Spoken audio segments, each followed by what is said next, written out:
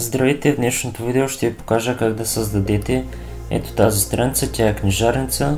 Имаме си начална страница с няколко книги, тук долу футър, като натиснем на навигацията книга и отиваме на отделна страница, където се показва дадена книга.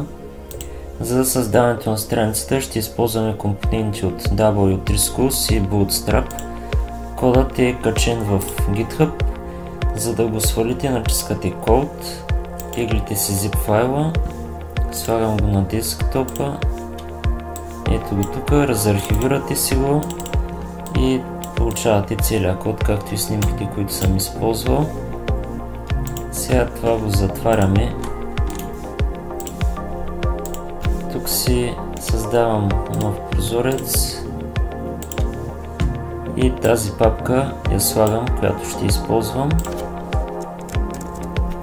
Са решенията, тя ги затварям, създаваме нов файл index.html. Сега, за да му създавам структурата, пиша удивителен, цъкам и ми създава основните неща. Заглавието ще е Indigo. HTML файла е структурата на страницата. Другото нещо, което ни трябва, е с стилове. styles.css. Сега, за да видя дали работят стиловете, слагаме фон на страницата sin. Сега, за да си добавим стиловете, използваме link. Сега десен бутон, show preview и да, всичко е синьо. Значи успешно сме добавили стиловете. Сега тук на отделна страница си го добавям. Това го изтриваме. Сега трябва ни навигация. За навигацията ще използваме от W3 Schools. Ето го как се пише. Отваряте я тази страница. Ето сега ще го отворя. W3 Schools. На търсачката пишем navbar. Отиваме на хоризонтален. Даваме надолу. Ето този тук си избираме. Тук копираме кода. Ето как изглежда. И го слагаме в тялото.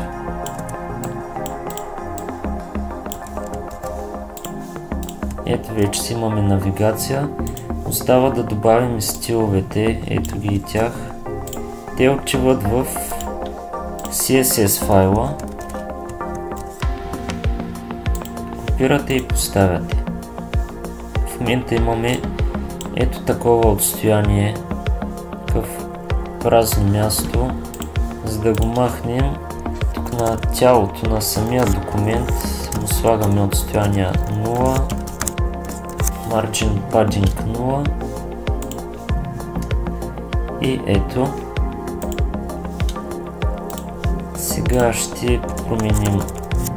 Това ще го направим на Indigo, така не се казва страницата. Този клас ще го махна. Сега си добавяме начало.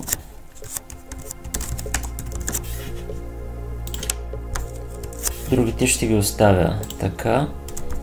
А това е чрев, служи за навигация. Когато натиснем Indigo и отиваме на страницата Index, което не е конкретната страница, Indigo и начало ще водят към тази страница. Така, вече си имаме навигация. Сега какво ни остава? Да добавим отделните книги. За целта ще използваме Bootstrap. Това е работна рамка с включени компоненти. В момента съм на документацията на Bootstrap. Ето тук, като си напишете Get Bootstrap и отивате на тази страница. Сега, за да може да си добавим Bootstrap, тези стилове, които предлага и компонентите му, даваме малко по-надолу и този линк го копираме. И го слагаме ето тук в секцията Head. Вече можем да използваме Bootstrap. Този долният линк ни трябва.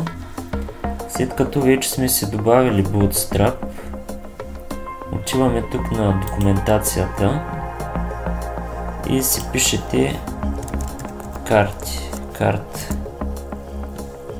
Ви отвежда ето тук, където имаме снимка и някакво съдържание. По-надолу на грид картите вече имаме по няколко наред. Сега ето от целия код ще се окупирам. Grid Cards, копираме кода и го слагаме в един контейнер.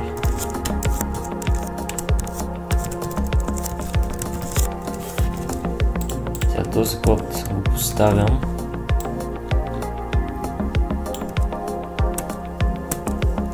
Готово. Отиваме на страницата и си имаме няколко карти. В момента нямат снимки, сега ще им добавим снимки. Ето тук имаме Image, тук се добавят снимките на Source, източник. Ето тук си имам една папка Images. Сега пишем Source Images / Indigo. По същия начин и тук Images. Можете да си слагате каквито снимки искате.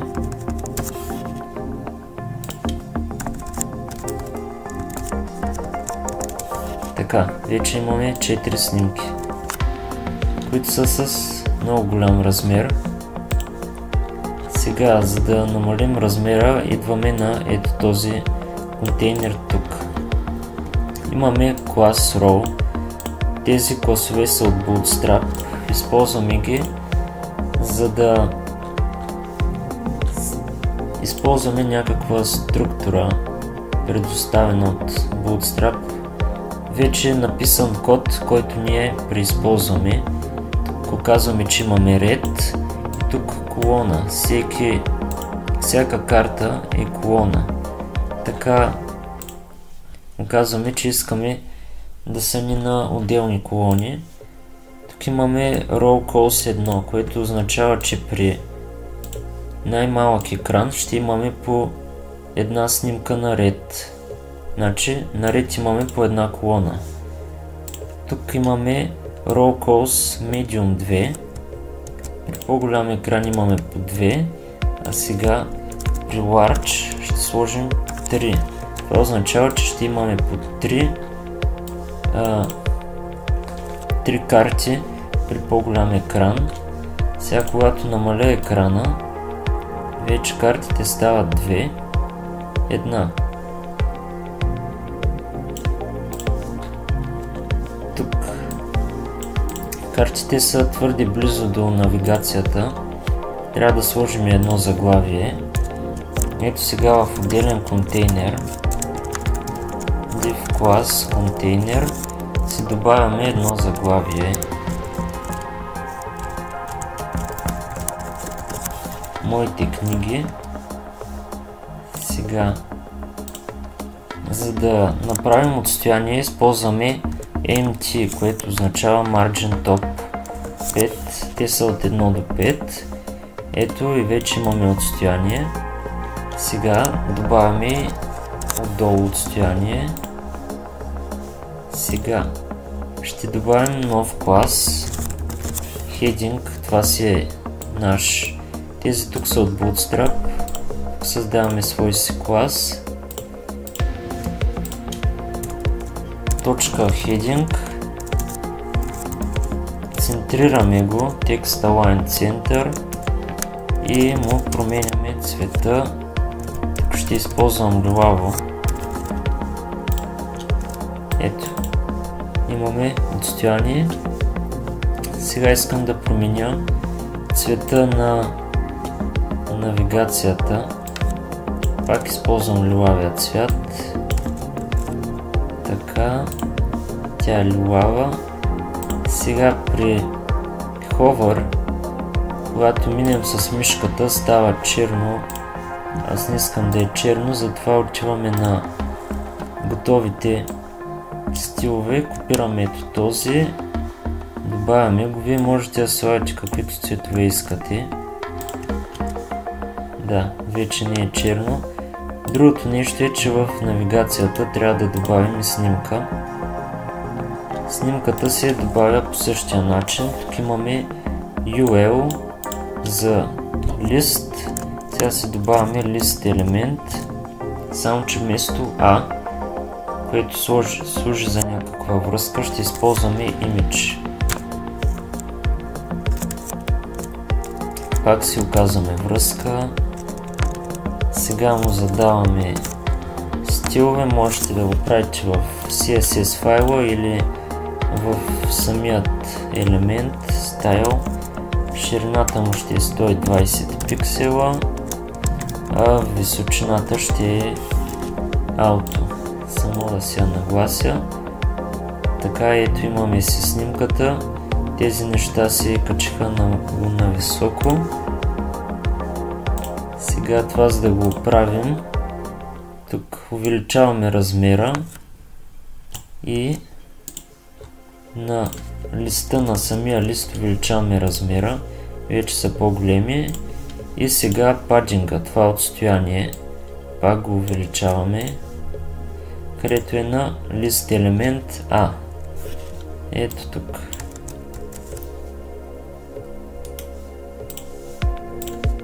И вече изглежда по-добре. Имаме си и книгите. Ето ги, имат си заглавие. Това ще бъде Indigo. Тази е Onyx.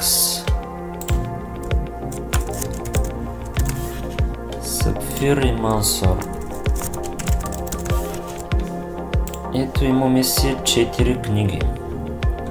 Сега остава ни да си добавим и футър. Ето пак W3 Schools. Пишете си тук на търсачката футър. Отиваме на HTML footer tag. Сега даваме надолу и ето това тук. Ето този футър ще използваме. Копираме си го и го слагаме най-отдолу, точно над body.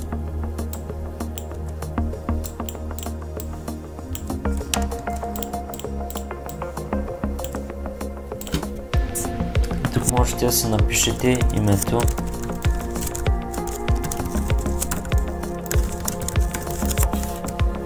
Сега тази връзка тук не ми трябва, затова я махам.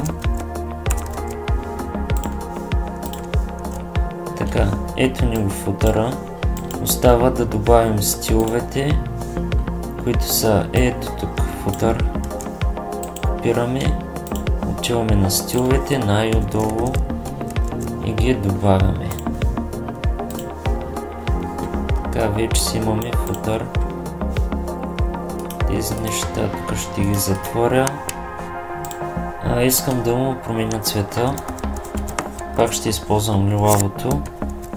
Другото нещо е, че размера на текста използвам font size 23 пиксела. Малко по-голям. Така е добре. Тук тази книга стига точно до футъра. Трябва да направим малко отстояние. Затова използваме margin top 100 пиксела. Вече имаме отстояние. Така, направихме си началната страница. Всъщност липсват бутоните. Трябва да добавим бутон към всяка една книга и с този бутон да се отива на друга страница. Точно под параграфа си добавяме бутон. Пак ще използваме от бутоните на Bootstrap.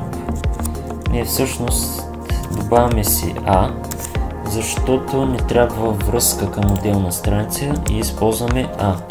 Сега добавяме клас, бутон, Primary. преглед, ще ни е самият текст. И ето вече имаме син бутон. Можем да използваме различни бутони, има различни цветове за бутоните. Тук на Bootstrap, на документацията, търсачка, бутони. И ето тук имаме primary, secondary, така. Ето задавате си клас бутон и след това вече оказвате какъв цвят да ви е. Има най-различни бутони, си разглеждате и си избирате. Аз ще използвам ето този. Слагам го навсякъде под параграфа.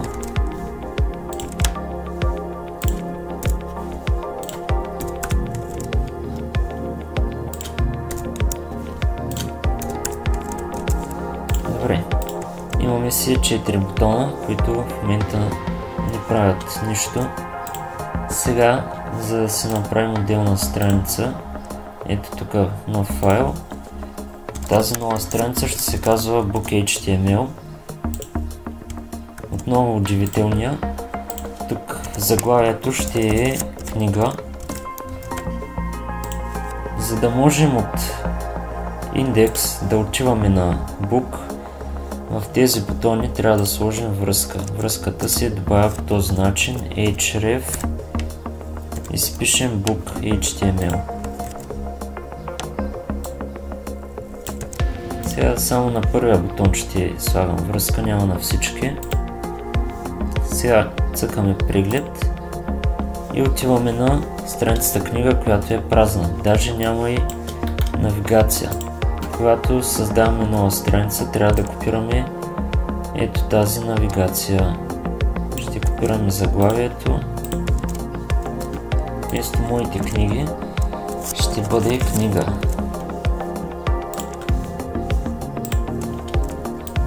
Липсват стиловете. Връщаме се на индекс. Копираме Bootstrap стиловете, както и тези създадени от нас, и ги слагаме точно под заглавието в секцията Head. Вече страницата за книгите си работи. Сега натискаме начало и се връщаме. Преглед, отиваме на книга, Indigo или начало, си идваме тук.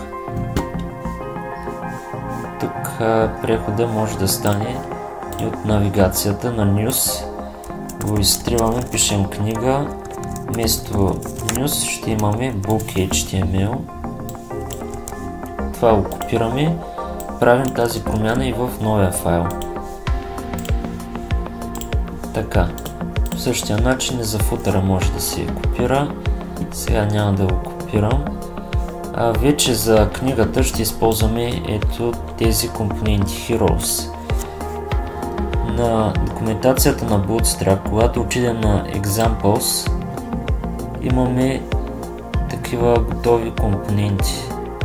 Ние ще използваме компонента Heroes. И по-конкретно ето този. Тук нямаме бутон за копиране на кода, затова ръчно трябва да си го копираме. Маркираме текст от компонента, десен бутон, инспектиране, и ни се показва тук в конзолата елементите, които съдържат този компонент. Само част го затворих. Сега, за да си копираме ето този компонент, ето този тук, трябва и така с мишката да се движим по тези контейнери, по тези дивове. Ето, както виждате, когато маркираме и тоя, когато маркирам различни контейнери, различни части се показват, се отсветяват. Трябва да копираме ето този div class контейнер. Десен бутон, копи елемент. Така, копирахме си ето това. Сега отиваме на книгата и поставяме. Така, готово. Сега отваряме книгата и ето, този компонент е готов. Липсва снимка. Ето тук Image, Source. Това го изтриваме. Пишем Images. Слагам Sapphire. И ето. Сега този текст тук е responsive. Можете да си го сменяте, както и този тук, каквото искате си пишете. Ето тук си имаме два бутона, класа Primary, тук класа Secondary, два напълно различни бутона. Ето този е Sin, този при отиване с мишката става Sif и така не се получи страницата за книгата. Тук можете да си добавяте и други страници. И това беше една лесна страница за създаване, като използвате компоненти. От този компоненти можете много бързо да създавате страници. Аз често използвам такива компоненти и кода си го теглите и си тествате приложението, можете да си го променяте. И така, това беше за това видео. Чао!